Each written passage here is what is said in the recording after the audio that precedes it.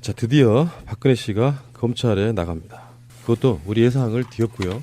나가봐야 나가는 거지만 나간다고 지금 이야기를 하고 있는 상황인데 변호사들이 나서서 나가겠다 흔쾌히 지금 답변을 했기 때문에 물론 안 나오는 경우의 수는 딱 하나 있어요. 뭐.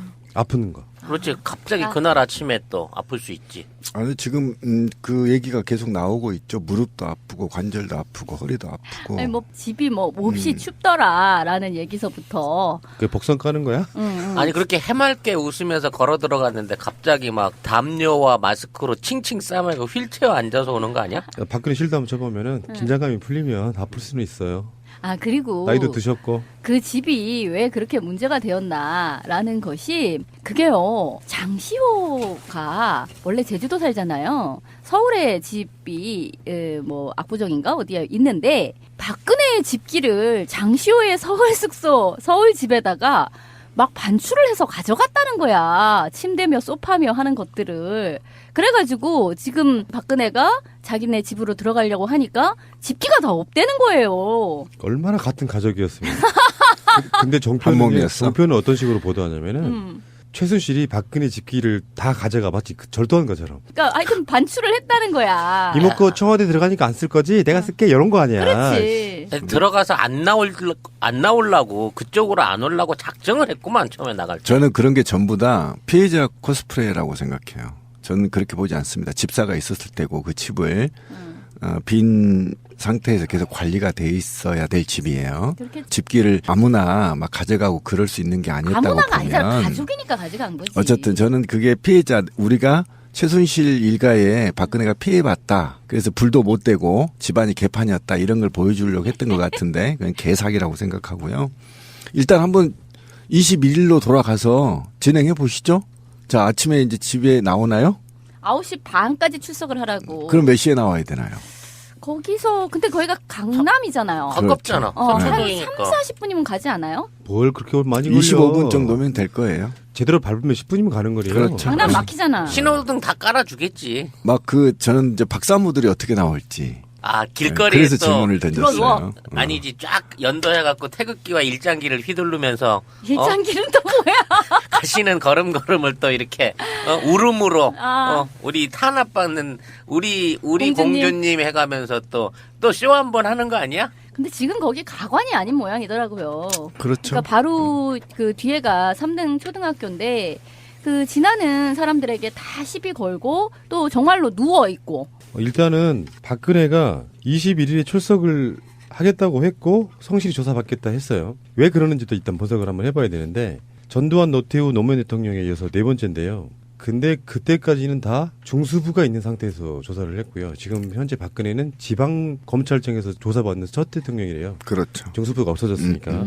특수 일부니까 실제로 과거의 중수부 이과 정도의 성격이라고 보시면 돼요. 자, 그러면 여러분들의 지금 정치 팟캐스트 4년째 여러분들께 내공을 테스트하겠습니다. 박근혜는 왜 갑자기 뜬금없이 조사를 잘 받겠다고 이야기를 했을까요? 일단은 탄핵을 쳐맞은 것이 큰 원인이 아닐까라는 짱돌을 생각이 쳐맞아서 들어요. 정신 차렸어? 아니 정신을 차렸다기보다 이제 지금까지 버틴 것이 사실은 상당히 계산된 거였다는 생각이 들거든요. 그러니까 그 계산이 일테면 그렇게 조사를 받게 되면 탄핵을 그 헌재에서 그 판결을 받는 데 있어서 상당히 불리할 수 있다. 이를테면 빼박캔트, 빼도 박도 못하게 다 유죄를 인정하는 꼴이 그런 모양새가 될 수가 있기 때문에 차라리 그냥 헌재 판결 날 때까지는 그러니까 자기는 이제 거기는 괜찮다고 생각을 한 거죠. 헌재에서는 인용이 안 될 거라고 생각하면서 버티면서 인용 안 되기를 기다리고 받더라도 나중에 받겠다 이런 식으로 버텼었는데 실제로 자기가 생각했던 것과는 전혀 다르게 인용이 되고 나니까 더 버텨봤자 나한테 유리할 것이 없다라는 판단이 들었을 거라는 생각이 들어요. 다른 분, 다른 의견. 탄핵은 뭐 범죄 사실을 갖고 결정된 게 아니기 때문에 실제 박근혜한테 피해가 올 거가 없었죠. 뭐 재산을 통을 친다든지 뭐 구속을 시키다든지 이게 아닌데 그게 돼버리는 순간 이제 입장이 바뀐 겁니다.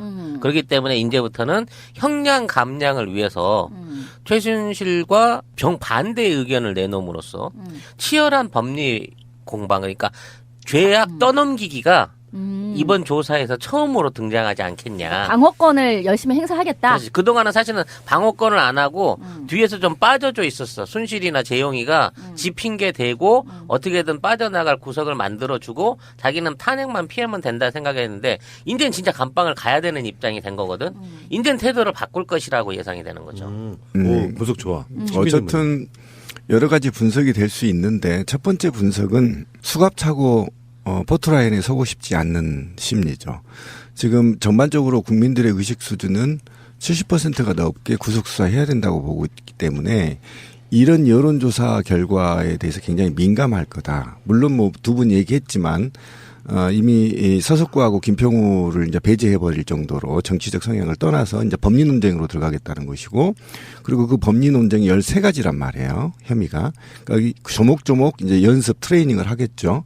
그리고 만약에 지금 가장 큰 첫 번째 원인은 지금 20일 날 소환되지 않으면 바로 구속영장에 들어갑니다. 왜 그러냐면요. 지금 3번째 거부됐습니다. 예, 특수본에서 1번 거부했고요. 그다음에 특별검사, 특검에서 2번 됐기 때문에 이번에 3번째, 한 번, 이번에 3번째 된 셈인데, 그러면 이게 바로 검찰에서는 이 특수부거든요. 특수부는 과거에 공안과예요. 그렇기 때문에 바로 앞뒤 보지 않습니다. 바로 구속영장 청구해버리면 혐의가 13가지고 관련자들 20명 정도가 구속되어 있기 때문에 즉시 영장이 떨어져 버려요. 이거 논쟁이 될 수가 없어요. 그러면 바로 쇠고랑 채워서 데리고 나와야 되는 꼴을 보이기 싫은 거고, 그러면 또 강제수사가 들어가야 되거든요. 이런 전반적인 모양새를 국민한테 보여주기 싫기 때문에 수갑 차지 않는 상태에서 자진 출두하는 방식으로 선택하겠다. 그 방식인 거죠. 제 생각도 한 말씀 드려볼게요. 박근혜 쪽은 전략을 하나 세운 것 같은데 뭐 전략이라는 게 뭐 있겠어요. 뻔한 거지만 모든 것은 최순실에게 미루면 된다. 그렇죠. 이게 자기 스스로는 무죄를 노리는, 최대한 협조하는 그런 모양새라고 저는 보고. 난 좀비다. 예. 이런 식의. 그런 식으로 그렇게 밀어야지 이제 뭐 실형은 살지 말아야 되잖아요. 그렇죠. 그런 면에서 최순실에게 다 미루는 전략으로 가는데, 여기서 버팅기면 국민 여론이 더 악화되거든요. 그러니까 별 생쇼를 다 해봐야 여론조사하면 저거 구속시켜 여론조사밖에 안 나오니까 이제는 태도를 바꿔서 이제는 확실하게 자기 스스로의 그 무죄를 증명하겠다라는 어떤 처음에 이 시작도 포함되어 있을 거라고 저는 보는 거예요. 여러분들 의견이 굉장히 좋았습니다. 야, 역시 보람을 느끼네요. 예. 자, 그런데 이제 이게 그 지금 발등에 불이 떨어졌어요, 박근혜가.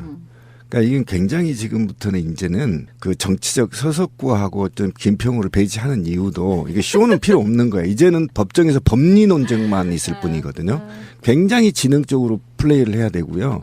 그다음에 변호사가 배석하게 되는데 이 변호사가 구체적인 답을 해줄 수가 없어요, 현재 법에. 틀만 얘기를 해주지 옆에서 검사가 물어보는데, 감히 특수통 검사가 물어보는데 그 변호사가 옆에서 답변한다. 이건 불가능하거든요. 틀만 얘기해 줄 뿐이고 본인이 직접 답해야 되는데, 하물며 본인이 데리고 있는 인선한 장관하고도 맨투맨 대화를 안 하는 여자야. 못하는 여자지. 못. 그러니까 스스로 이 13가지의 복잡하고 정말 이 한 미분 적분 한 5차 통적분을 풀어야 되는 이 과정을 과연 박근혜가 계산해 나갈 수 있겠느냐, 못한다는 거죠. 그래서 아예 헤드라인이 검찰 조사 때 횡설수설할 듯 이렇게 나왔어요. 그래서 저는 이게 과연 그럼 아까 우리 권 PD님이 얘기한 대로 이게 지금 하루에 2시간씩 지금 트레이닝을 한다는 거죠. 밤에 불 꺼지지 않는 게 그것 때문이었어? 과연 이게 가능할까? 갑자기 쪽집게 가회한다고 꼴등하던 사람이 그렇게 서울대 가고 그거 불가능하잖아요. 이게 이제 이 공대생들 입장에서 보면 5차 미분 정도 되거든, 이 범죄 범위들이. 5차 미분을 풀려면 아주 복잡한 과정을 걸쳐야 되는데 박근혜는 절대 못 푼다. 박근혜가 검찰 조사를 어떻게 받을 것인가. 뭐 예상은 뻔히 되는데 지적 능력이 열받는 게 이런 거야. 아니 대통령에 대해 최소한 우리나라 국민들 중에 그래도 대통령으로서 자격이 있다고 뽑아놨는데 우리가 분석하는 게 맨날 이지랄인 거예요. 그 사람의 지능에 대해 논해야 되는 거야 도대체. 그러니까 검사가 질문을 했는데 질문을 이해를 못하니까 나중에 가서 이렇게 발표할 것 같아. 박근혜는 조사기간 내내 묵비권으로 일관했다. 알아들을 수가 없었다. 뭐 이런 식으로. 박근혜 성격이나 성정상 묵비권 행사할 사람은 아니고요. 원래 엄청 말 많은 사람입니다. 자기 억울한 거는 항변을 하겠죠. 그러니까 그 항변이 이해가 안 돼. 아니 난 그런 거 잘 모르는데 기억도 아니야. 안 나고 뭐 아니야, 이런 식으로. 그게 아니야. 이 이 원래 원래가요. 그냥 모른다라고 얘기를 하는 거면 정말로 그냥 모를 뿐이죠. 그러니까 왜 우리가 그런 거 있어요. 이 사람이 치매 환자가 답변을 하는 것과 아닌 사람이 답변을 하는 거에 차이 뭐 이런 게 있어요. 건망증이냐 뭐 아니냐 뭐 이런 걸 이제 묻는 차이가 있어요. 근데 정말로 이 사람이 치매거나 이런 경우에는 그 대답을 잘못 말하는 게 아니야. 혹은 대답을 안 하는 게 아니에요. 그건 이제 우울증. 대답을 안 하면 우울증. 근데 그거 말고 막 지어서 내는 거예요. 되지 않는 이야기를. 그러니까 맞지 않는 정답을 하염없이 얘기는 하는데 정답이 아닌 거야. 묻는 말에 대한 대답도 아니고 그런 이야기를 이렇게 막 한없이 얘기를 한다. 그러면 이제 그게 정말 모르는구나. 정말 문제가 있구나. 이렇게 보는 거거든요. 그러니까 분명히 나는 모르는데라고도 얘기를 안 할 거라고. 뭐라고 계속 하는데 그게 다 해당 사항이 없는 소리를 해댈 거라고요. 저번에 박근혜가 옛날에 한 2015년인가요? 그 신년 무슨 인사회 기자회견 비슷하게 하면서 그런 이야기 했잖아요. 뭐 대면 보고 꼭 해야 되나요? 그리고 그 강요들 보고 그렇지. 대면 보고 더 늘릴까요? 뭐 이렇게 얘기한 적 있잖아요. 그걸 보면 굉장히 수다스러운 여자예요. 컨텐츠가 없고 논리적이지 않을 그렇죠. 뿐이지. 그러니까 블랭크 빈 곳이 있으면 빈 곳에 계속 뭐라고 써. 그러니까 그런데, 빈 곳을 놔두지는 않는 거예요. 근데 맞아요. 그게 다 헛소리인 거야. 근데 검사한테 조사 받아본 사람은 알아요. 행설수를 못해요. 그래요?